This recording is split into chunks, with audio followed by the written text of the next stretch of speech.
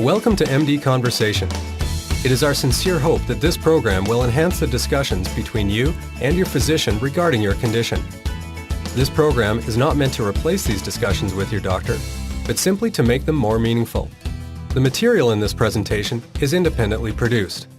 The mention of any medical product or drug does not imply its endorsement. This program is strictly informational in nature, and no attempt is made to provide opinion or recommendations. This module discusses conservative treatments for overactive bladder, or OAB. Other modules are available which discuss other aspects of OAB. Each module is relatively short. However, in total, there is quite a bit of material. It is recommended that you take your time viewing one module at a time, and try not to take in too much at once. You are welcome to view each presentation as many times as you like. Furthermore, you may pause the presentation or skip through parts of it using the player on your left, and you may view the slides in any order you wish.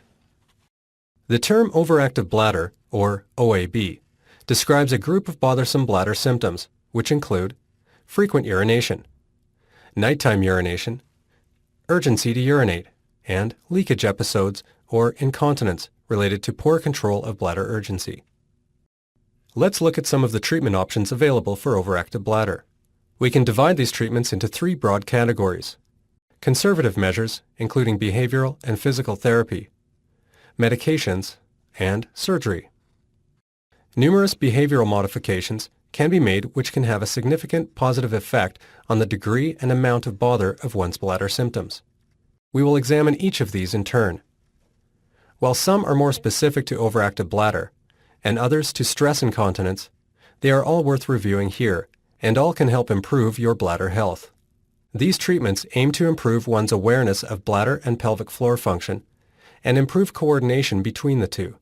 Behavioral and physical therapy are most successful when done with one-on-one instruction with a dedicated physiotherapist or nurse. It is now widely accepted that behavioral therapy centers on patient education, which is precisely why you are viewing this presentation right now.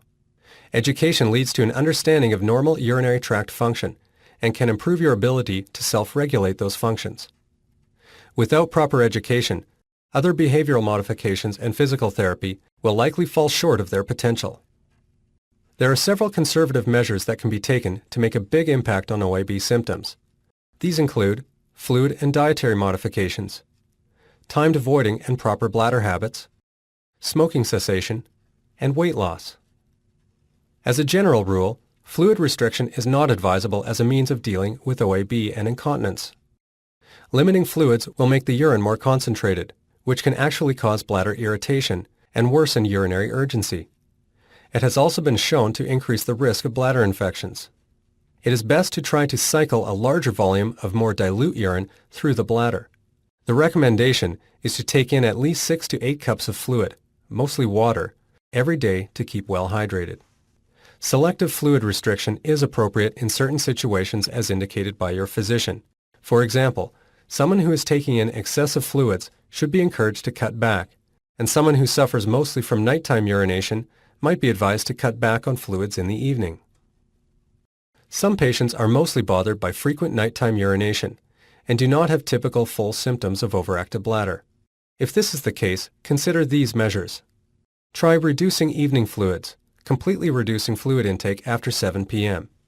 It is important, of course, to still keep your fluid intake up during the rest of the day. Be sure to empty your bladder completely before going to bed. Finally, when swelling of the ankles or feet occurs during the day, nighttime urination may result. This happens because when you lie down at night, the fluid is no longer held down in your extremities by gravity and is allowed to get back into the circulation. The body then has to clear out all this excess fluid and starts making more urine. To help manage this problem, if it is comfortable, try spending some time during the day with your head down and feet up on pillows above the level of your heart. This will help get rid of more fluid in the daytime when it's more convenient for you. Beyond this, you should see your physician as medications or adjustments to your medications may be required. Certain compounds may trigger nerves in the lining of the bladder, worsening OAB symptoms. These are known as bladder irritants. Caffeine by far is the biggest culprit, and it has been shown that reducing caffeine can improve the symptoms of OAB. This may be true for other foods, however it varies among individuals. Suspected irritants include sweeteners such as aspartame, spicy foods, acidic foods, and tomato-based foods. Eliminating these items one at a time from your diet is the only way to know how much they may be contributing.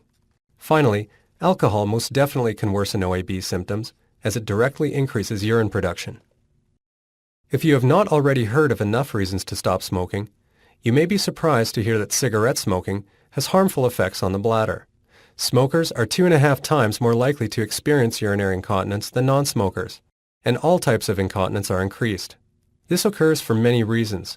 Products of cigarette smoke may directly cause overactive bladder, and they are certainly irritating to nerve cells in the lining of the bladder. Furthermore, smoking weakens the pelvic floor both directly by reducing blood flow there and indirectly by causing chronic coughing, which stretches and weakens these supports. Most importantly, smoking is the single most important risk factor for bladder cancer. Obesity has many effects on the bladder as well. It increases the risk of stress incontinence mostly, but also mixed incontinence and bladder infections. Increased downward pressure on the bladder likely leads to more stress incontinence and OAB symptoms, while poor hygiene in obese women may result in bladder infections. Poor bowel habits are often overlooked as a possible cause of bladder problems and incontinence. Chronic constipation and straining to pass stools weakens the pelvic floor and leads to stress incontinence and prolapse of the vagina, both of which may be associated with overactive bladder. Regardless of what bladder problem you may experience, it is recommended that steps be taken to improve your bowel habits. These include increasing fluid intake, increasing fiber intake, and regulating one's bowel habits. Your family physician or a dedicated nurse or therapist can assist you with such a program. Certain hygienic and sexual practices for women may help to reduce bladder infections. While they do not directly impact on overactive bladder, they are worth discussing here, as bladder infections can certainly aggravate OAB symptoms. After urinating, wiping from front to back avoids bringing organisms from around the anus up to the opening of the urinary tract. It is common teaching that women should empty their bladder before and after sexual intercourse, and while it is not clear how successful this is in preventing bladder infections, it remains widely recommended. Water-based lubricants may also help to prevent against infection. Finally, avoiding the use of diaphragms, cervical caps, spermicides, which are found in some condoms, and some vaginal douches is certainly a wise idea. Other measures which can lead to improved bladder health include a regular exercise program, controlling a chronic cough, and regular visits to your physician. Regular exercise improves one's overall health and sense of well-being. It also promotes proper hydration, which can improve bladder symptoms. It promotes good blood flow to the bladder and pelvic floor, and it improves overall muscle strength and endurance. Chronic cough, such as with smoking, asthma, or acid reflux, also causes chronically increased pressures in the pelvis, which both weakens the pelvic floor and leads to more leakage episodes. These conditions need to be addressed with the help of your physician. Finally, regular visits to your physician can help to monitor these and other important health-related issues, such as diabetes, neurological conditions, menopause, and mobility problems. There are many different toileting programs. Some of these are independent, while others are assisted by a caregiver. The two most common toileting programs are scheduled voiding and bladder training. Scheduled voiding simply involves urinating at regular set intervals by the clock to prevent the bladder from getting too full and reducing leakage episodes. The goal of bladder training, or retraining, is to gain a greater control over urgency, to accept larger amounts of urine, and to reduce urge-related accidents. To be successful, this therapy requires significant motivation and is best done with the assistance of a dedicated therapist and occasional voiding diaries to provide feedback. Initially, you are asked to adopt a regular schedule of urination. For example, set a goal of only urinating every hour or two by the clock. When an urge to urinate does come on, try to suppress this urge using the techniques on the next slide. Gradually, you will be able to lengthen the interval between urinations. Try these techniques to suppress urinary urges. Stop what you are doing and stay still. Squeeze the pelvic floor 5 or 6 times quickly, 2 to 3 seconds for each contraction. Keep the rest of your body relaxed. Focus on something else, such as counting backwards. Finally, as the urge passes, try to walk to the bathroom at a normal, relaxed pace. This slide shows a typical voiding diary, filled out by someone with overactive bladder. Voiding diaries provide valuable information about the severity of your condition, as well as your dietary habits for you and your physician. This gives baseline information and allows your doctor to follow the effects of treatment. Diaries should be completed before or just after your initial assessment, a month or so after any treatment intervention, and periodically thereafter. It is best to evaluate 2 24-hour periods each time, one on a workday and one on a weekend or holiday. The second form of bladder training is pelvic muscle training.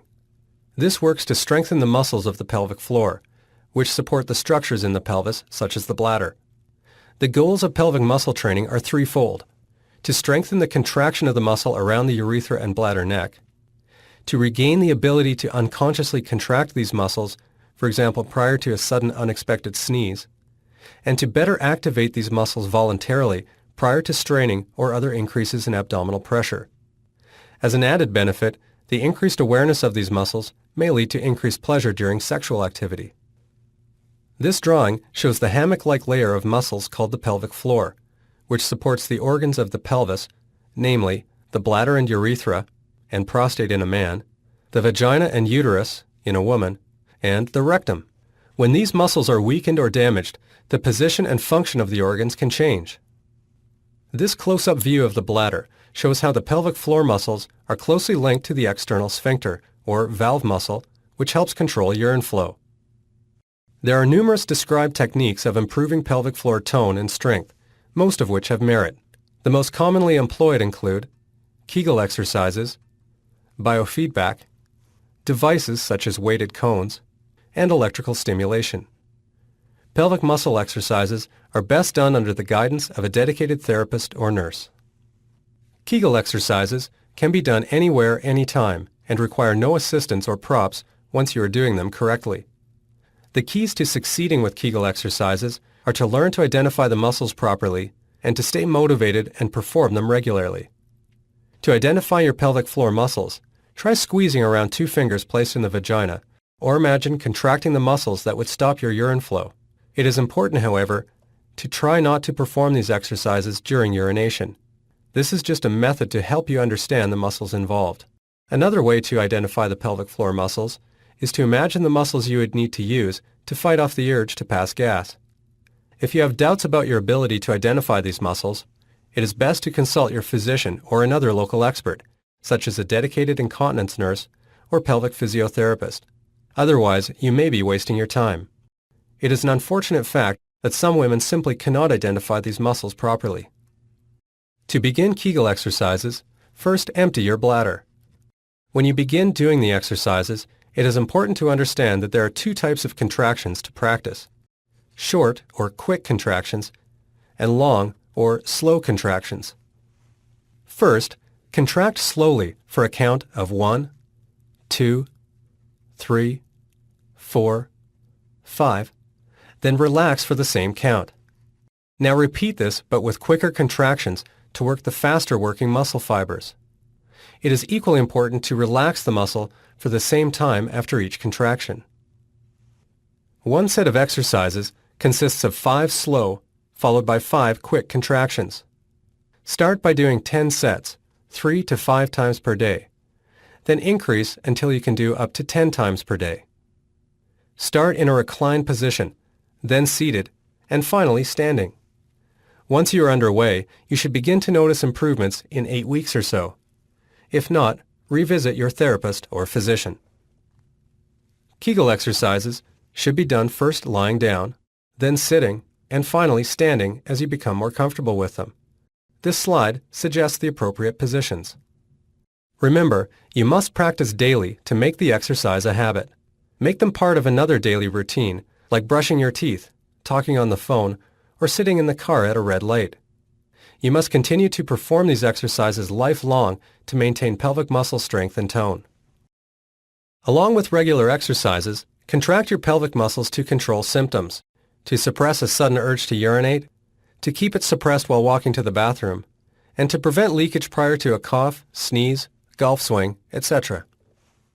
Biofeedback is a type of therapy usually performed by a dedicated pelvic physiotherapist or nurse. The goal of biofeedback is to enhance the effectiveness of pelvic muscle training. Biofeedback uses sensory signals to give us feedback as to the effectiveness of an attempted contraction or relaxation of muscles. These signals may be auditory, visual, verbal, or tactile. There are several situations where biofeedback may be of great use. To enhance pelvic muscle training for overactive bladder and urinary incontinence, to improve pelvic floor relaxation during urination, and for treatment of pelvic pain secondary to excessive muscle tension. Biofeedback also allows one to quantify muscle strength, which gives important information about where you are starting from and how your therapy is progressing. Typical methods of biofeedback include placing fingers in the vagina or rectum to gauge pressure, use of a probe in the vagina or rectum which is connected to a meter or electrical signal device called an EMG, and skin patches connected to a similar signaling device. Vaginal weights are another type of biofeedback tool. These cones are simply weights that are placed into the vagina. They are progressively shaped narrower and heavier so that the heaviest one is also the narrowest and thus the most difficult to retain. Patients place the heaviest cone they can retain by actively contracting their pelvic muscles in the vagina, and then attempt to retain it for at least 10 minutes. Once each weight is mastered, the next heaviest one is used. This needs to be done at least twice a day over a long period of time, just like bodybuilding, in order to be effective. These are obviously not for everyone, but they can be an effective method of pelvic muscle training that can be done at home with minimal supervision. Pelvic floor electrical stimulation is available at some centers. It can be a helpful assist to pelvic muscle exercises, but it does not replace them. This treatment involves the application of a low-grade electrical current to the pelvic muscles. This serves to stimulate muscle activity and further strengthen them, to inhibit bladder contractions and thereby reduce symptoms of OAB, and to improve pelvic floor relaxation. Pelvic floor electrical stimulation is usually taught by a dedicated clinician such as a doctor, nurse, nurse practitioner, or physiotherapist, and then is continued at home. As we conclude this module, it is important to remember that just as we need to learn to actively contract our pelvic muscles, we must also focus on relaxing those same muscles while urinating.